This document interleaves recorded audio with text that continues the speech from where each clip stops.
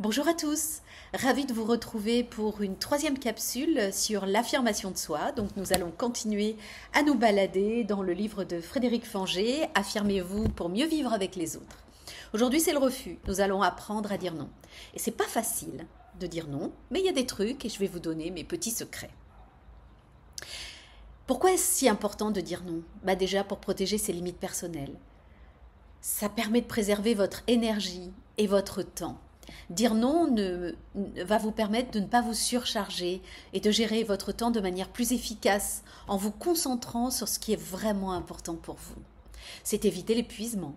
Refuser des tâches ou des engagements supplémentaires va vous aider à éviter le surmenage et le stress. C'est aussi maintenir des relations saines. Éviter les rancœurs. Accepter des demandes contre son gré peut mener à des ressentiments et à des conflits relationnels. Ça favorise l'honnêteté. Dire non, honnêtement, renforce la confiance en soi et la transparence dans les relations, car les autres savent qu'ils peuvent compter sur une réponse sincère. Il vaut mieux un non sincère qu'un oui inauthentique pour les relations interpersonnelles, leur durabilité. C'est aussi respecter ses propres besoins. Il y a les limites, mais il y a aussi les besoins. Donc, son besoin d'autonomie et de confiance en soi. Refuser une demande de manière assertive montre que l'on est conscient de ses propres besoins et qu'on se respecte assez pour les défendre. Et on est vraiment fier de soi quand on arrive à dire non. C'est aussi prioriser ses objectifs. Dire non aux distractions, par exemple, permet de se concentrer sur ses propres objectifs et ses propres aspirations. Et là, je pense à mes patients étudiants. Je les salue.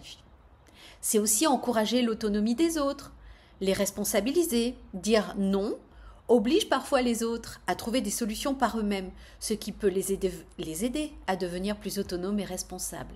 C'est aussi éviter la codépendance et nous en parlerons en fin d'année.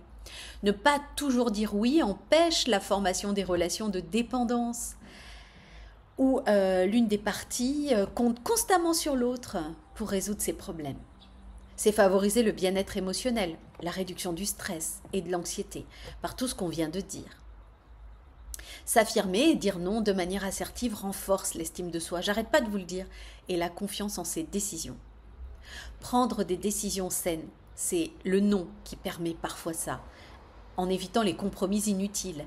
Dire non aide à éviter des situations où l'on pourrait être amené à faire des compromis qui ne sont pas dans notre intérêt, et donc qui ne nous invitent pas à nous respecter. C'est aussi faire des choix éclairés.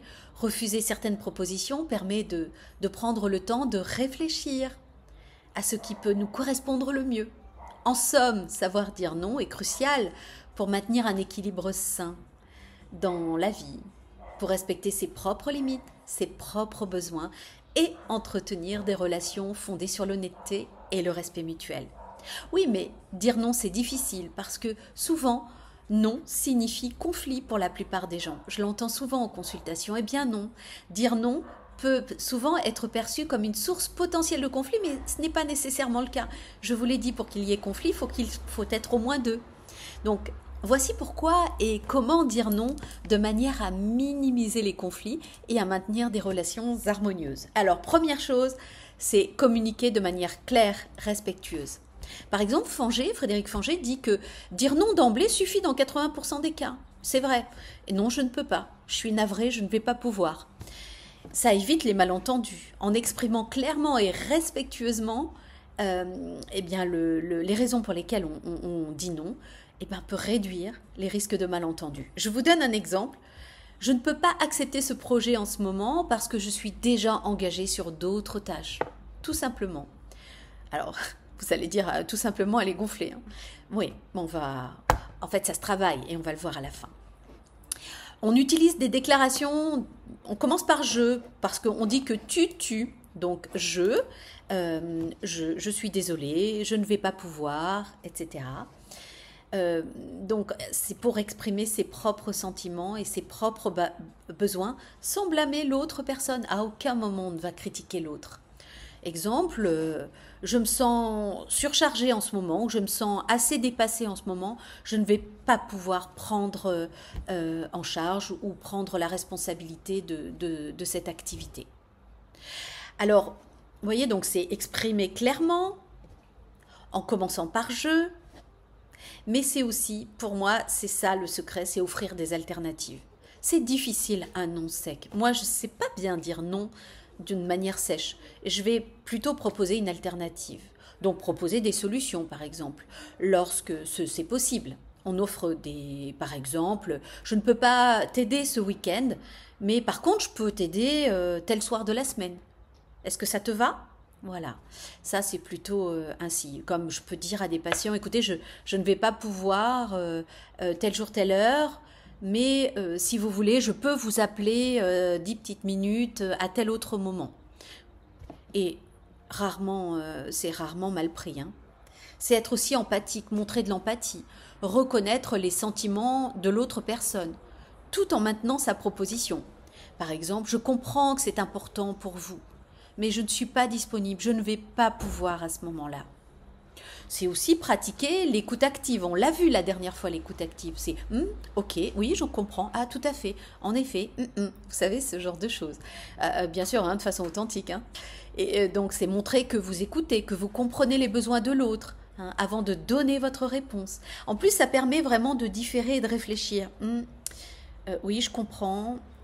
En effet, vous voyez, ça donne le temps. Je vois, et puis après, de répondre. Ça peut être en effet, ok, j'entends bien là ce que vous me dites.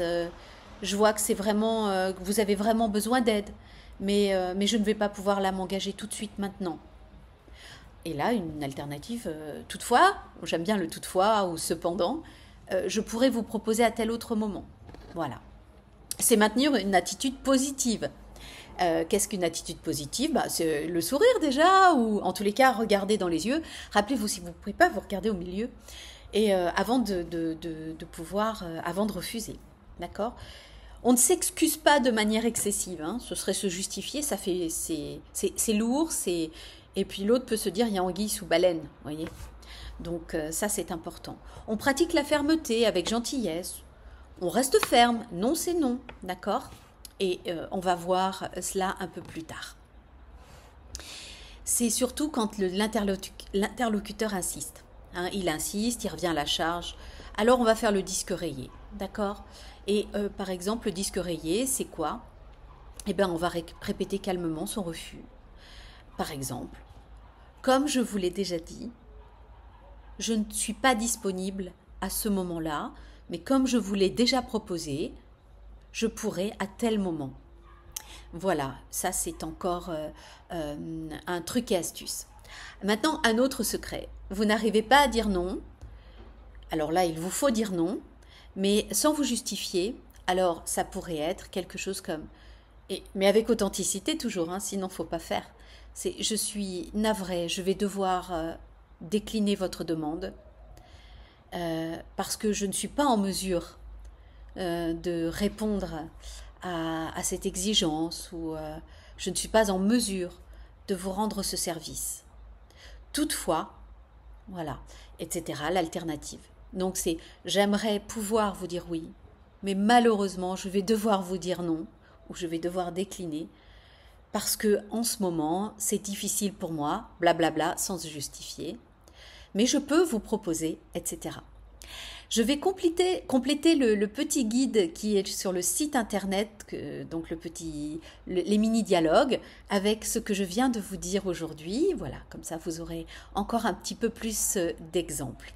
J'espère que cette capsule vous sera utile.